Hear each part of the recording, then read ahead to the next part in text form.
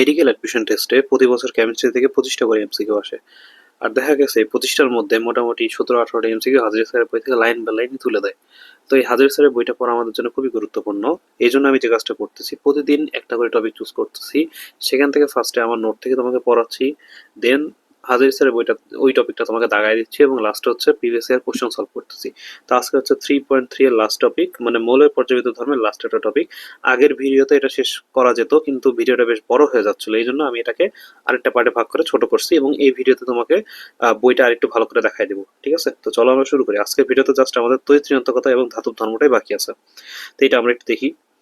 তোমার ফার্স্টে তৈত্রীয়ন্তকতা, এখান থেকে তোমাকে একটা ট্রিক শিখাই। দেখো, তুমি কয়েকটা তৈত্রীয়ন্তকতার মান এমনি মনে রাখতে পারবা। দেখো, তুমি পরপর মৌলগুলো লেখো, হাইড্রোজেন, হিলিয়াম, তাই না? এই দুটো বাদ চলে গেল। Lithium, beryllium, boron, carbon, nitrogen, oxygen, fluorine, neon, তাই না? তাহলে তুমি এই লিথিয়াম থেকে ফ্লোরিন পর্যন্ত তুমি লিখে ফেললা, এটুকু লিখতে পারবা। এখন দেখো, ফ্লোরিনের মান হচ্ছে তোমার কি 4, তাহলে 4 থেকে তোমার কি হচ্ছে 0.5 করে কমাও। দেখো, 3.5, 3, 2.5, 2, 1.5, 1। সুতরাং তোমাকে যদি কোশ্চেন করি, বলো তো নাইট্রোজেনের তড়িৎচুম্বকতার মান কত, তুমি এইটা লিখে ইজিলি বের করতে পারবে। ওকে, আচ্ছা, এরপরে দেখো আমরা আরো কয়েকটা পড়ি। তোমার হাইড্রোজেন, এটা হচ্ছে 2.1, খুবই খুবই ইম্পর্টেন্ট। ওকে, হাইড্রোজেন 2.1, এটা আমার মনে রাখতে একটু কষ্ট হতো, এই জন্য আমি এটাকে কিভাবে মনে রাখছি। দেখো, আমরা হাইড্রোজেন লিখি না H2 এভাবে লিখি না, তাহলে এই 2টাকে আমি এখানে নিয়ে আসছি 2। আর হাইড্রোজেনের পারমাণবিক সংখ্যা কত, 1 না? তো এই যে 2.1 আমি এভাবে মনে রাখতাম, আমার একটু কষ্ট হতো মনে রাখতে, ভুল করতাম পরীক্ষায়, এই জন্য পরে আমি এটা এভাবে মনে রাখছি। তোমাদের যদি মুখস্থ না হয় তোমরা এভাবে মনে রাখতে পারো। এবার দেখো, তুমি তো পড়ে আসছো যে ফ্লোরিনের মান হচ্ছে কত, 4, এই যে এটা এখান থেকে পড়ে আসছে। এখন আসলে আমরা আরো কয়েকটা মুখস্থ করি। ক্লোরিন, ক্লোরিন দেখো তো, ক্লোরিনের সি আছে না? সি হচ্ছে তোমার 3 নম্বর অ্যালফাবেট, এই জন্য ক্লোরিনের মান 3। আচ্ছা, ব্রোমিন, বলো তো ব্রোমিনে বি আছে না? বি কত নম্বর অ্যালফাবেট? 2, আর 8তে তুমি মনে রাখবে 8। ওকে, তাহলে 2.8। ওকে, আচ্ছা, এবার দেখো আয়োডিন, আয়োডিন আমার কলেজের রোল ছিল হচ্ছে 25, তাই মনে রাখছিলাম আমার রোল ছিল 25, মানে I25, বিষয়টা এরকম। ওকে, এটুকু বুঝতে পারছো? এখন আসো আমরা এইটা লাইনটা পড়ি, যে তোমার পোলার কখন হবে একটা যৌগ, যে তোমার হচ্ছে মনে করো আমি যে ব্যাখ্যা বললাম যে, আচ্ছা মনে করো তোমাকে আমি বললাম একটা কথা, যে পানি একটা পোলার যৌগ। এখন আমি এটা কিভাবে প্রমাণ করবো যে এটা একটা পোলার যৌগ? আসো এটা আমরা একটু দেখি। তোমার এটাকে ভাঙলে আমরা, এই দেখো, হাইড্রোজেন অক্সিজেনের এই বন্ডটা পাচ্ছি না? আচ্ছা, তোমাকে আমি কি শেখালাম? দেখো, অক্সিজেন এবং হাইড্রোজেন কার হচ্ছে তড়িৎ-ঋণাত্মকতার মান কত? দেখো, অক্সিজেনের তড়িৎ-ঋণাত্মকতার মান 3.5। ওকে, এবং হাইড্রোজেনের তড়িৎ-ঋণাত্মকতার মান কত তুমি কিন্তু পড়ে আসছো। আমি তোমাকে কি শিখালাম? হাইড্রোজেন 2.1। ওকে, এই যে এখান থেকে তুমি এটা মনে রাখছো। এখন দেখো, তোমার এটা থেকে মাইনাস করতে হবে, মাইনাস করলে কত হয়? 1.4 আসে না? এইটা কি তোমার এই রেঞ্জের মধ্যে পড়তেছে? হ্যাঁ, এই রেঞ্জের মধ্যে পড়তেছে, মানে এই পানি তোমার একটা পোলার যৌগ। বুঝতে পারছো তুমি কিভাবে বের করবা? এবার তোমাকে এখানে আরেকটা জিনিস শিখাই, সেটা হচ্ছে যারা আমার আগের ভিডিও দুটো দেখো নাই, বা প্রথম ভিডিওটা যারা দেখো নাই, তাদের উদ্দেশ্যে এটা, যে দেখো, তোমাকে ফার্স্টে মনে করো আমি তোমাকে কোশ্চেন করলাম যে দেখো, পারমাণবিক আকার, আমি এটা এখানে আরেকবার রিক্যাপ করতেছি, কারণ এটা তোমাকে একটু মনে রাখতে হবে। পারমাণবিক আকার, ওকে, খুব ইম্পর্ট্যান্ট। তুমি যদি এই কনসেপ্টটা না পারো, তুমি কিন্তু পারমাণবিক আকারের কনসেপ্টটা না পারলে তুমি কিন্তু পরের এই আয়নীকরণ শক্তি বের করা, বা হচ্ছে তড়িৎ-ঋণাত্মকতা বের করা, বা ইলেকট্রন শক্তি বের করা তোমার জন্য একটু কঠিন হয়ে যাবে। এবং সবচেয়ে কঠিন হবে কি জানো? ফাজানের নীতি রিলেটেড প্রত্যেকটা এমসিকিউ।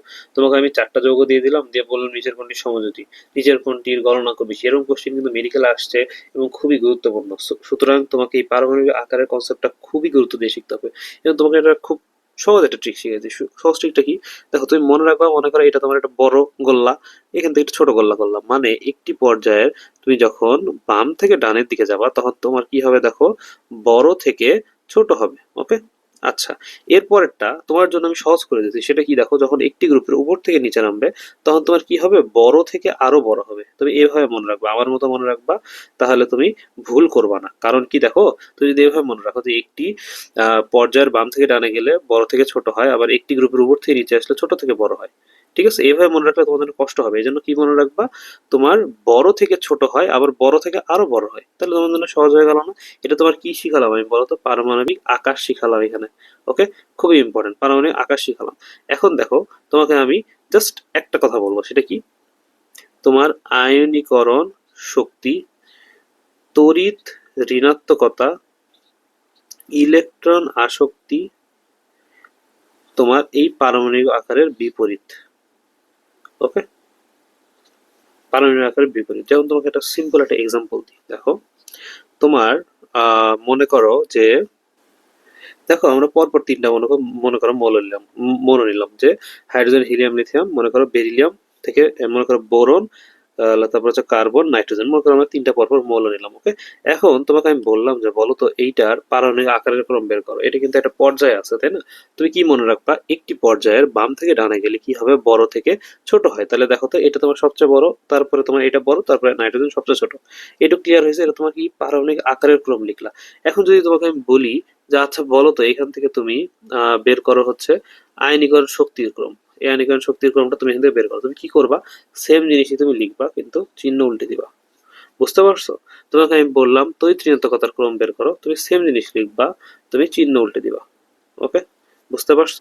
আচ্ছা, এবার দেখো তোমাকে আমি আরেকটা জিনিস সত্যতা দেখাই, যে তুমি তো এই জিনিসটা লিখলা যে তড়িৎ ঋণাত্মকতার ক্রম তোমার কি লিখলা, B less than C less than N, তাই না? এরকম তুমি লিখছো না? তোমাকে আমি একটু আগে কি শিখলাম দেখো, এটার সাথে কি মিলে, নাইট্রোজেন 3, তারপরে 2.5, তারপরে 2 মানে সবচেয়ে বড়কে নাইট্রোজেন। সুতরাং তড়িৎ ঋণাত্মকতার ক্রম কি মিললো? সুতরাং এটা কিন্তু তোমার জাস্ট নর্মাল পড়া। ওকে, এই জিনিসটা, এই কনসেপ্টটা বুঝতে পারছো? এই কনসেপ্টটা আমি আগের ভিডিওতে রিক্যাপ করছি, এই ভিডিওতে রিক্যাপ করলাম, প্রথম ভিডিওতে তোমাকে সুন্দর করে শিখাইছি। তো প্রথম ভিডিও যদি তুমি না দেখে থাকো, এটার জন্য তোমাকে এখানে শিখানো। আচ্ছা, সো এই কনসেপ্টটা তোমার জন্য খুবই গুরুত্বপূর্ণ। এখানে যেন তোমার মানে একদম মানে ক্রিস্টাল ক্লিয়ার থাকে কনসেপ্টটা, এই জন্য এটা বলা। ওকে, আচ্ছা এরপরে আসো আমরা তড়িৎ ঋণাত্মকতা বেশি মানে শক্তিশালী জারক। এইটা তোমার এক গুরুত্বপূর্ণ এমসিকিউ। কারণ কি, তোমাকে ডাইরেক্ট এই লাইনটা তুলে দেবে, বলবে যে বলো ফ্লোরিন, ক্লোরিন, ব্রোমিন, আয়োডিন এর মধ্যে কে শক্তিশালী জারক। তোমাকে এই কোশ্চেনটাই তুলে দিবে। তোমাকে মনে রাখতে হবে শক্তিশালী জারক মানেই তড়িৎ ঋণাত্মকতা। শক্তিশালী জারক মানে তড়িৎ ঋণাত্মকতা বেশি জার, ঠিক আছে? তো শক্তিশালী জারক মানে কি, তড়িৎ ঋণাত্মকতা বেশি জার। ওকে, তাহলে ফ্লোরিন, ক্লোরিন, ব্রোমিন, আয়োডিন। এখন তড়িৎ ঋণাত্মকতার মান তো তুমি জানো। দেখো আমরা আরেকবার রিক্যাপ করি। ফ্লোরিন 4 ছিল, আয়োডিন আমার রোল ছিল হচ্ছে 25, ব্রোমিন, ব্রোমিন আমি কি বলছি দেখো তো 2 লিখবা, বি হচ্ছে 2 নম্বর আলফাবেট না, আর 8 লিখে দিলা, 2.8, আর এর মান মনে করো 8। আচ্ছা, ক্লোরিন, সি তোমার 3 নম্বর আলফাবেট না, মনে রাখবা 3। খুবই সহজ। আচ্ছা, লাস্ট পড়া এখান থেকে কি, কক্ষ তাপমাত্রা কত, 2.5। এইটুকু হলো আমাদের কি, তড়িৎ ঋণাত্মকতা। ওকে, এরপরে আসো আমরা ধাতব ধর্ম নিয়ে একটু পড়বো। এইটা তোমার এখান থেকে খুবই ইম্পর্টেন্ট একটা পড়া। ট্রিক্সটা মনে হয় খুব সহজ, দন্তস্ব দন্তস্ব দন্তস্ব। তোমার কোশ্চেন কি করবে জানো, তোমার কোশ্চেন করবে বলো নিচের কোনটি স্থায়ী সর্বাধিক সক্রিয় মৌল। এভাবে তোমাকে কোশ্চেনটা করলো। মনে রাখবা দন্তস্ব দন্তস্ব দন্তস্ব, এখানেও দন্তস্ব মানে সিএস। ওকে, খুবই খুবই খুবই গুরুত্বপূর্ণ পড়া। ওকে, স্থায়ী সর্বাধিক সক্রিয়। ওকে, ক্লিয়ার? আচ্ছা, এখান থেকে তোমার আরেকটা পড়া আছে, সেটা কি, তোমাকে যদি এরকম কোশ্চেনটা করে বসে যে বলো যে তোমার সর্বাধিক সক্রিয় কিন্তু অস্থায়ী এবং তেজস্ক্রিয়, এই কথাটা বলে দেয়। দেখো এখানে কিন্তু তোমার স্থায়ী ছিল, এখানে ফোকাস দাও, এখানে তোমার স্থায়ী ছিল, কিন্তু এইখানে তোমার কি, এখানে তোমার অস্থায়ী। সুতরাং বুঝতে পারছো কোথায় তো সর্বাধিক সর্বাধিক কিন্তু মিল আছে। ওকে, সক্রিয় সক্রিয় মিল আছে, কিন্তু তোমার অস্থায়ী অস্থায়ীতে আবার অস্থায়ী আর স্থায়ীর মধ্যে অমিল আছে, এবং তেজস্ক্রিয়। ওকে, এটা বললে তোমার তার পরের মূলটা চলে আসবে। এটা কোথা থেকে আসতেছে দেখো, এক হালি হালি নারিকেলকে রুবি সেচে ফিরেছে। যারা আমার এস ব্লকের মৌলটা ভিডিওটা দেখো নাই তাদের উদ্দেশ্যে বলবো, তোমরা ওই ভিডিওটা অবশ্যই দেখবা। ওইখানে আমি এটা নিয়ে বলছিলাম সুন্দর করে, এখানেও এই কথাটা বললাম। আচ্ছা, আচ্ছা এরপর দেখো কিছু কথা আমাদের আছে, যে একটি পর্যায়ের বাম থেকে ডানে গেলে কি হয়, পারমাণবিক আকার কমে। এটা কিন্তু তোমাকে শিখেছি। দেখো একটি পর্যায়ের বাম থেকে ডানে গেলে পারমাণবিক আকার কি হয়, ছোট হয় না? এই যে ছোট হয়ে গেছে না? আচ্ছা, এরপরে আমি কি লিখছি দেখো, আয়নীকরণ শক্তি, ইলেকট্রন আসক্তি, তড়িৎ ঋণাত্মকতা বাড়ে। দেখো তো আমি এটা তোমাকে করে দেখালাম না, এই যে এখানে করে দেখালাম না এবং সত্যতা প্রমাণ করে দেখালাম না। এই যে এই তিনটা, এটা এটা আর এটা। সুতরাং এখানে কত সমস্যা আছে আর? আচ্ছা, এরপরে দেখো এইটুকু তো শিখলা। এরপরে দেখো তোমার এই টপিকের লাস্টে একটা পড়া আছে, মানে অপধাতু নিয়ে। এই মানে এই 3.3 যেটা এটা লাস্ট একটা পড়া অপধাতু। তো এটা কিছু নাম আছে দেখো, অপধাতু বা মেটালয়েড বা সেমি মেটাল বা উপধাতু, বা ইংলিশে মেটালয়েড বলে। ওকে, কয়টা আছে, 6টা আছে। আচ্ছা, এটা আমরা কিভাবে মনে রাখবো দেখো, এটা মনে রাখার ট্রিক্স হচ্ছে, আমরা মেসেঞ্জার বা হোয়াটসঅ্যাপে লিখি না, মনে করো তোমার আসতে মনে করো দেরি হচ্ছে, তো এরকম করে তুমি মনে লিখতেছো যে বেশি, আস্তে, হ্যাঁ, সবাই, হ্যাঁ, গেল। এভাবে মনে করো তুমি তোমার বন্ধুকে মেসেজ করলা। এখন দেখো এইখান থেকে আমরা মনে রাখবো, কিন্তু বেশি বেশি আমরা শুধু বিটাকে নিব। দেখো এটা আমি লিখছি যে নট তোমার বিই, নট তোমার বি, শুধু বি। এই দেখো এইখানে তুমি ভুল করবা না। ওকে, এই জায়গাটায় এটা স্টার দিয়ে রাখো, যে এই জায়গাটা আমার ভুল হতে পারে, কারণ আমি বারবার বেশি আস্তে করতেছি, তো মানে তুমি আবার বি মনে করতে পারো এটাকে। আচ্ছা, শীতে হচ্ছে দেখো সিলিকন, আস্তে আস্তে, এই যে আস্তে, তারপরে সবাই এস বি আর গেলতে হচ্ছে জিই। ওকে, সুতরাং এই ছয়টা তোমার হচ্ছে কি উপধাতু বা অপধাতু বা মেটালয়েড। ওকে, খুবই খুবই ইম্পর্টেন্ট। বেশি আস্তে সবাই গেল, বেশি আস্তে সবাই গেল। বোরন, বোরন হবে, বেরিলিয়াম না, বোরন হবে, বি হবে। সুতরাং এটা পারবা। আচ্ছা, এরপরে আসো আমরা বই দাগাই। হ্যাঁ, বই থেকে যেগুলো পয়েন্ট পড়ার আছে। আচ্ছা, পরমাণুর যোজ্যতা, এটা তোমাকে আগের ভিডিওতে দাগাই দিছি। এই যে তোমাকে ট্রিক্সটা শিখাইছিলাম, যারা আগের ভিডিও দেখো নাই তারা অবশ্যই দেখবা। আয়নীকরণ শক্তি তোমাকে কি কি বলে দিছিলাম, যে দেখো এটা তোমার ধনাত্মক আয়নে পরিণত হবে, এই কথাটা তোমাকে মনে রাখতে হবে। এরপরে তুমি চাইলে নাইট্রোজেন মনে রাখতে পারো, কিন্তু মনে রাখতে হবে সর্বনিম্ন সিএস 375, সর্বোচ্চ হিলিয়াম হলো 2372। ওকে, আচ্ছা, এরপরে এই তিনটা লাইন রিডিং করবা। এরপরে যে সিএস তো সর্বনিম্ন। তারপরে বলো তো কার হচ্ছে আয়নীকরণ শক্তি সবচেয়ে বেশি নিষ্ক্রিয় গ্যাসের। এখন দেখো এখান থেকে তোমাকে কয়টা জিনিস শিখাই দেবো। ব্যতিক্রম কি কি হয়, বিই, মনে করো আমি কি ছন্দ দিয়েছিলাম আগের ভিডিও যারা দেখছো, বেব, নো, পিএস, এমজিএল। ঠিক আছে, PS5 মনে রাখছিলাম, বেব, নো, PSMGL। দেখো মানে কি, তুমি যদি নর্মাল নিয়মে করো, আমি নর্মাল নিয়ম বলতেছি কেন, ফোকাস দাও, নর্মাল নিয়মে করলে তোমার কি হবে, বোরনটা বেশি হবে। কিন্তু এটা ব্যতিক্রম কি হবে, দেখো বেব মানে হচ্ছে বেরিলিয়ামটা বেশি। নর্মাল নিয়মে করলে অক্সিজেন বেশি হওয়ার কথা, কিন্তু এটা ব্যতিক্রম, নাইট্রোজেন বেশি। নর্মাল নিয়মে করলে সালফার বেশি হওয়ার কথা, কিন্তু ব্যতিক্রম, এটা তোমার পি বেশি। নর্মাল নিয়মে অ্যালুমিনিয়াম বেশি হওয়ার কথা, কিন্তু ম্যাগনেসিয়াম বেশি। দেখো এই যে তুমি ছবিতেও দেখতে পাবা, বেব, নো, এই যে এমজিএল আর পিএস। ওকে, আর সবচেয়ে বেশি কার বলো তো, নিষ্ক্রিয় গ্যাস কার, এই হিলিয়ামের আয়নীকরণ শক্তির মান সর্বাধিক। সো এই ছক থেকে তোমার এভাবে পড়তে পারো, অথবা পরের পেজে তুমি এই দেখো, এই যে এখানে লেখাই আছে এই দুটো লাইন। ওকে, কার অপেক্ষা কত কম কি, এগুলো তোমার সঠিক বা ভুল দিয়ে দিতে পারে। আচ্ছা, এই টপিক আমাদের ক্লিয়ার হলো। আদর্শ মৌল কোনটা, এটা তোমার 2বার মেডিকেলে কোশ্চেন আসছে। ওকে, আর এটা তোমাকে শিখালামই। ওকে, এগুলো পারবা। এইটা তোমাকে শিখাইছি আগের ভিডিওতে, কি বলছিলাম বলো তো, চল, এসএসসি, দি। হ্যাঁ, মানে কি দেখো, চলতে হচ্ছে ক্লোরিন, এসতে হচ্ছে সালফার, এসসি তে হচ্ছে এসসি গ্রেটার দেন। দেখো তোমার পরীক্ষা কিন্তু এইভাবে দিবে, তুমি কিন্তু এটা ভুল করা যাবে না। ওকে, আয়নীকরণ শক্তির ক্রম এগুলো কিন্তু আসে পরীক্ষায়, এটা তোমাকে শিখাইছি।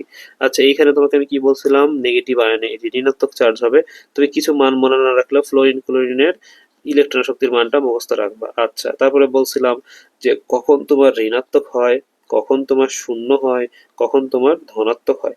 সুতরাং এই তিনটা লাইন তুমি অবশ্যই পড়বা। ওকে, আর এই ছকটা দেখবা। এইখানে তোমাকে আমি স্টার্ট দিয়ে পড়াইছিলাম, যারা আমার গ্রুপ 17-র ভিডিওটা দেখো নাই তাদের উদ্দেশ্যে বলবো তারা সেই ভিডিওটা অবশ্যই দেখবা, কারণ এখানে তোমার কিছু কনফিউজ টপিক আছে। যেমন তোমাকে যদি বলে যে ভ্যান্ডার অয়েল শক্তির ক্রম কি, হাইড্রা অ্যাসিডের শক্তির ক্রম কি, ইলেকট্রন শক্তির ক্রম কি, তখন তোমার তিনটাই কিন্তু একটু ব্যতিক্রম ধর্মী।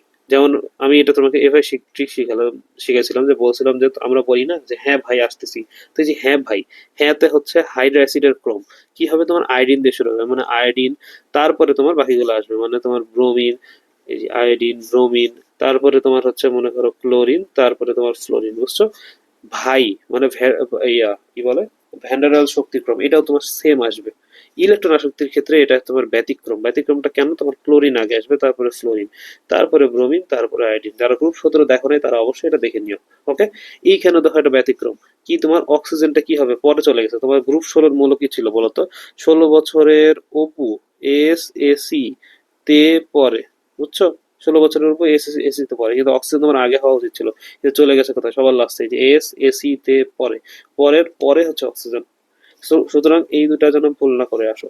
আচ্ছা, এখানে তোমার সেম কথা লিখছে, গ্রাফে দেখাইছে, গ্রাফ দেখবা একবার, এই যে সেম কথা তোমার এখানে ব্যাখ্যা দিচ্ছে, ব্যাখ্যা বলার দরকার নেই, কিন্তু ইয়া পড়বা, এই যে এই জেনে নাওটা অবশ্যই পড়বা।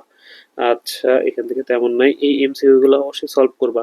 যারা আমার আকারের ভিডিওটা মানে 3.3 এর পার্ট 1 দেখো নাই তারা অবশ্যই দেখে নিও। হ্যাঁ, এটা কিন্তু তোমার জন্য খুবই গুরুত্বপূর্ণ, কার আকার সবচেয়ে ছোট, কার আকার সবচেয়ে বড়, এগুলা বের করা শিখতে হবে। ওকে, ওখানে আমি এটা একদম মানে ইন ডিটেইলসে তোমাকে শিখেছি। ওকে, এগুলো হইলো।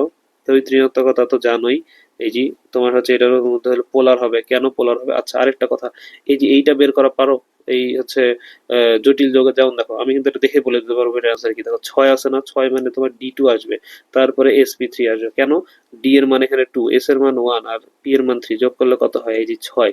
আর 6 মানেই মনে রাখবো অষ্টতলকীয়, এটার আকার অষ্টতলকীয়। তুমি সংকরায়ন পাইছো, আকার পাইছো। ওকে, সুতরাং এটা অ্যান্সার কি বলে, যে D2sp3। আমি এটা দেখে বলে দিলাম, বিষয়টা এরকম, ঠিক আছে? D2SP3, ওকে?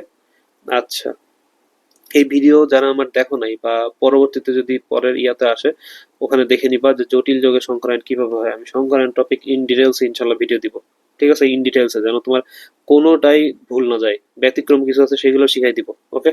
ওগুলা ওইটা অবশ্যই দেখবা। আচ্ছা, এই তরিতরতার মান তোমাকে শিখাই দিছি সুন্দর করে। এই এখান থেকে পার্থক্য থেকে তুমি জাস্ট সংজ্ঞাটা পড়বা, কে ধনাত্মক কে ঋণাত্মক, এই মানগুলা পড়বা, কার কোথায় কি হয়, কখন জিরো কখন পজিটিভ, হ্যাঁ, এগুলো একটু রিডিং করবা, আর কিছু না, এই দুটো লাইন একটু দেখবা। এরপরে তোমার আস্তে আস্তে ধাতব ধর্ম। ধাতব ধর্ম তুমি জানো কি বলতো? তোমার ধাতু কোনগুলা? তোমার ধাতু কি গ্রুপ 1, গ্রুপ 2, নাকি গ্রুপ হচ্ছে 13 থেকে 17? বলো, তোমার ধাতু কি? দেখো, পর্যায় সারণীর বাম থেকে ডান দিকে গেলে মৌলের ধাতব ধর্ম হ্রাস পায়। যেমন তোমাকে একটা ছন্দ তোমাকে প্রথম ভিডিওতে শিখাইছিলাম, সেটা হচ্ছে কি বিধাতার পরীক্ষা, হ্যাঁ? মানে বিজারণ ধর্ম, ধাতব ধর্ম, পারমাণবিক আকার, ক্ষার ধর্ম, বাম থেকে ডানে গেলে হ্রাস পায়। দেখো তো কথার সাথে মিললো? পর্যায় সারণীর বাম থেকে ডানে গেলে পারমাণবিক মৌল এই ধাতব ধর্ম হ্রাস পায়। এই যে ধাতব, বিধাতার ধাতব, ঠিক আছে? ধাতব ধর্ম হ্রাস পাচ্ছে। তাহলে তোমার গ্রুপ 1 গুলা ধাতু, গ্রুপ 1 গ্রুপ 2 হচ্ছে কি তোমার হচ্ছে ধাতু, হ্যাঁ? তারপরে গ্রুপ 1 গ্রুপ 2 ধাতু, গ্রুপ 13 থেকে তোমার গ্রুপ 18 হয়ে গেলে কি অধাতু। এর মধ্যে আবার অপধাতু কিছু আছে। অপধাতু কি শিখালাম? বেশি, আস্তে, সবাই, গেল, ওকে? সুতরাং এগুলো যেন ভুল না করে আসো। তারপরে দেখো এই যে দন্তস, সর্বাধিক সক্রিয় মৌল কোনটা, স্থায়ী সর্বাধিক সক্রিয় কোনটা? দেখো CS। আর তোমার যখন FR বলবে তখন দুইটা কথা বলছি, কি কি বলতো? এটা হবে হচ্ছে অস্থায়ী হবে এবং তেজস্ক্রিয় হবে, বুঝতে পারছো? ওকে, ক্লিয়ার? সুতরাং এটা তোমার একদম স্টার একটা পড়া, তোমাকে দেখাই দিলাম। এরপরে এই দুটো টপিক রিডিং পড়বা, তাহলেই তোমার এই টপিকটা শেষ, ওকে? বুঝতে পারছো?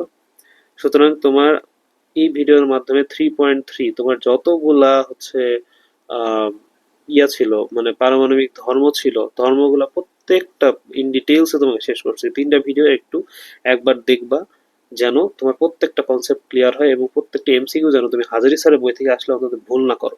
আমরা এই বইটা শেষ করে হয়তো অন্য বইয়ে যদি টাইম থাকে আমরা শিফট করার চেষ্টা করব, যে ওখান থেকে কি কি পড়তে হবে, কিন্তু আগে আমাদের হাজারি স্যারের বইটাই খুবই সুন্দর করে পড়তে হবে, যেন কনসেপ্টটা ক্লিয়ার হয়, ওকে? এবার আসো আমরা কিছু MCকিউ সলভ করি। এটা আমি আগের ভিডিওতে শিখাইছিলাম। এটা হচ্ছে ব্রোমিন কত? ব্রোমিন হচ্ছে, মানে এমসিকিউ এর কিছু কিছু আমি আগের ভিডিওতে শেষ করছিলাম। ব্রোমিন হচ্ছে 2, আর এটা কত? 8, মানে এটা তোমার ভুল দেওয়া আছে। আচ্ছা, মৌলের তড়িৎ ঋণাত্মক কত কোনটির উপর নির্ভরশীল নয়? যোজনী, ঠিক আছে? আচ্ছা, কোনটি সর্বাধিক? দেখো দন্তস মানে কি? CS, অ্যান্সার হয়ে গেল। আয়নীকরণ শক্তি, এটা তোমার কি বলছি বলো তো? DPS, ঠিক আছে? DPS, এরকম আয়নীকরণ শক্তির ক্রম। So thank you for watching. আমি মোহাম্মদ ইশরাক তৌসিফ, 63তম MBBS, রাজশাহী মেডিকেল কলেজ। আমি চেষ্টা করতেছি তোমার প্রত্যেকটা, মানে কেমিস্ট্রি বই নিয়ে, কেমিস্ট্রি নিয়ে আমাদের অনেকের ভয় থাকে, হ্যাঁ, আমার নিজেরই ছিল এক সময়। এই জন্য আমি চেষ্টা করতেছি যেন তোমরা এই ভয়টা থেকে কাটায় ওঠো, তোমাদের হাজারি স্যারের বইটা যেন মানে লাইন বাই লাইন পড়া হয়। তোমরা আমার নোট দেখে নিজেও নোট করতে পারো এবং নিজে কিছু অ্যাড করবো অবশ্যই, তোমাদের যেটা মনে হচ্ছে যে এটা ইম্পর্টেন্ট, বাট আমি চেষ্টা করছি তোমার বইয়ের লাইন বাই লাইন পড়ানোর, ওকে? So thank you. আর হচ্ছে নেক্সট ভিডিও দেখার আমন্ত্রণ রইলো, ইনশাল্লাহ নেক্সট ভিডিও তোমার খুব মজা লাগবে। আল্লাহ হাফেজ।